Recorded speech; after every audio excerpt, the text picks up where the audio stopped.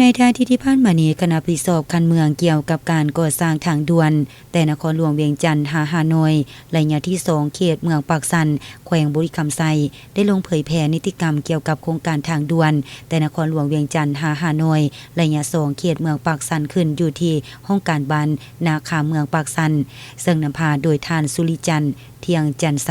รองประธานคณะกรรมการปกครองเมืองมีต่างหน้าห้องการยุทธการและขนส่งเมืองปากสันห้องการกสิกรรมและสิ่งแวดล้อมเมืองประธานคณะกรรมการปกครองตาแสงบัวแวงคำพร้อมด้วยอำนาจการปกครองบ้านและประชาชนบ้านออมข้างที่ถือโครงการเดิมเก่าและบริษัทก่อสร้างเข้าร่วม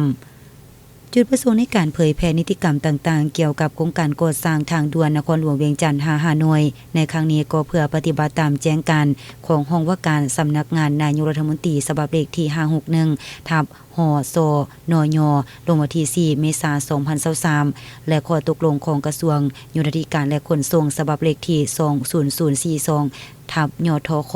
ลงวันที่26กรกฎาคม2024เพื่อให้พ่อแม่ประชาชนได้รับรู้เข้าใจต่อโครงการทางด่วนแต่นครหลวงเวียงจันทน์ฮานอยระยะที่2เขตเมืองปากสันแขวงบุรีคำไซชายแดนลาวเวียดนามแทงทุยเขตเมืองไซจำพร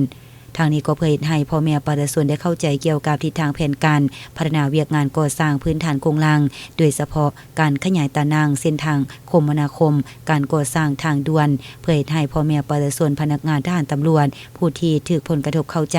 และให้ความร่วมมือในการก่อสร้างประสานสมทบกับคณะกรรมการขั้นแขวงเจ้าของโครงการบริษัทผู้ลงทุนในการแก้ไขปัญหาที่เกิดขึ้นในระหว่างการลงมือก่อสร้างค้นคว้าแก้ไขปัญหาต่างๆร่วมกับคณะสีนำคณะคุ้มครองทางด่วนตามการเสริญของคณะสีนำคันแขวง